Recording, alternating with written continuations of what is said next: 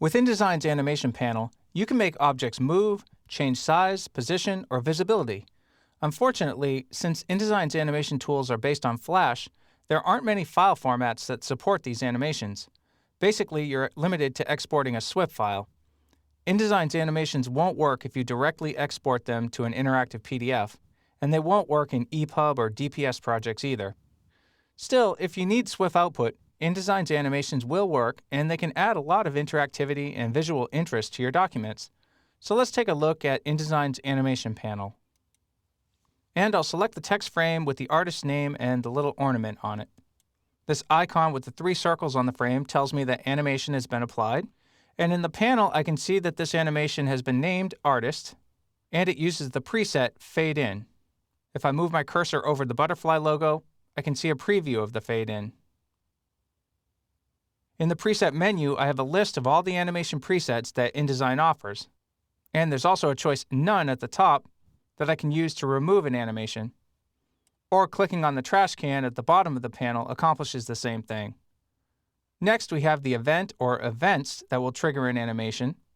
Note that without an event to trigger it, an animation won't play. There are 5 events that can trigger an animation.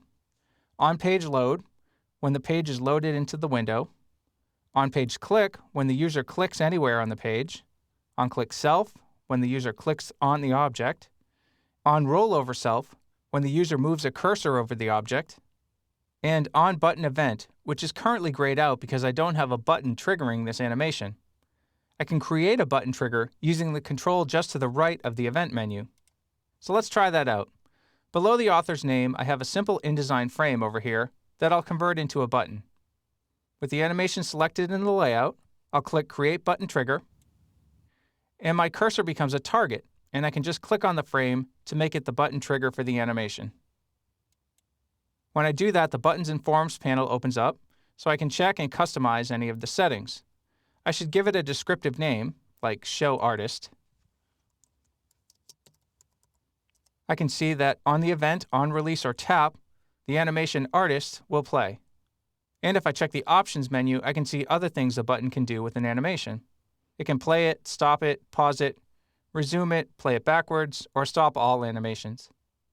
Another thing that's key to understand about events is that you can have more than one event trigger an animation. This can actually trip you up if you're not paying close attention. With the animation selected and looking in the animation panel, under Events, I can see that there are 2 events listed, On Rollover Self and On Release. So right now, the fade-in of the artist's name will be triggered by both of those things. To remove the rollover event, I can just simply select it from the menu. Now the only thing that will trigger the fade-in is our button. All right, let's preview it. I'll click the button at the bottom of the panel, tap the button, and the artist's name fades in. Now I'll close the Swift Preview panel and look at some of the other controls in the animation panel. Duration is just how long the animation takes from start to finish.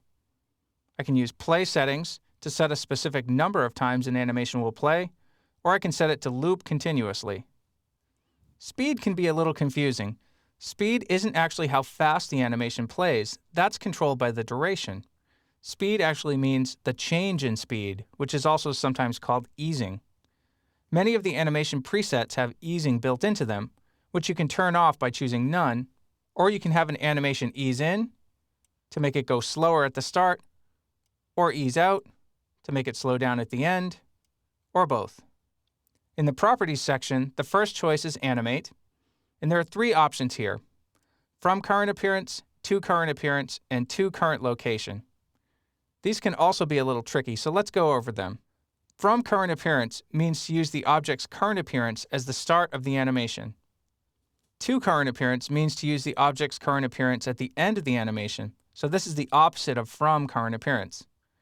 To Current Location tells InDesign to use the object's current appearance as the starting point and its current location as the end point of the animation. Let's take a look at each of these options so you can see what I'm talking about. I'll go to the next page of my document. Here I have 3 black squares. Each one has been animated with the preset Move and Scale, Move Left and Grow. And the animations will happen on page click. The top square is set to animate from current appearance. and it has the green arrow indicating it's going to move left. The second square is set to animate to current appearance. Notice the motion path is in the same place, but now the arrowhead points to the right, in the middle of the object. So it's going to start on the left and move to where it is right now. The third square is set to animate to current location. Now the motion path is on the other side of the square and the arrow is pointing left. So the square is going to move left, but now it's going to start out over here and end at its current location. Okay, I'll press Command-Shift-Return or Control-Shift-Enter to preview those animations. So from current appearance, and to current location. Those options are the trickiest ones to master in all the animation controls, so if you can understand them, the rest of the controls are pretty straightforward. Again, I'll close the preview panel and go back to the animation panel and look at the rest of the options. So I can apply a rotation to make an object turn. I can also change its scale, and I can set a point of origin for those transformations. I can use the opacity menu to make an object fade in or out. And finally, the visibility settings let me hide an object before and after the animation plays. And at the bottom of the panel, I have a button I can click to preview the spread in the Swift Preview panel. Next to that, I have a control for showing the animation proxy, which is a gray preview of the opposite end of the animation. So if I select my three rectangles one at a time, I can see that the top one is going to start out here and move left. The middle one is going to start big on the left side and shrink and move right. And the bottom one's going to start out on the right and move left, but notice there's no proxy over here to show me the change in size. I also have a button to open the timing panel at the bottom of the animation panel. We'll cover the details of using the timing panel in a later movie. And finally, I have a control for converting a path to a motion path.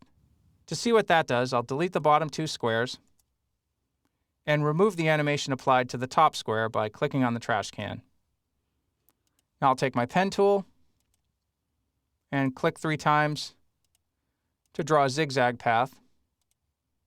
I'll select both the square and the path, click on the button to create a motion path. I'll actually make it last a little bit longer. We'll set the duration to 5 seconds and preview. So you can see the square follow the path that I drew. So that concludes our tour of the animation panel. You can create some really fun and interesting effects with it. Just remember that the animations you create with this panel are really intended for Swift output only.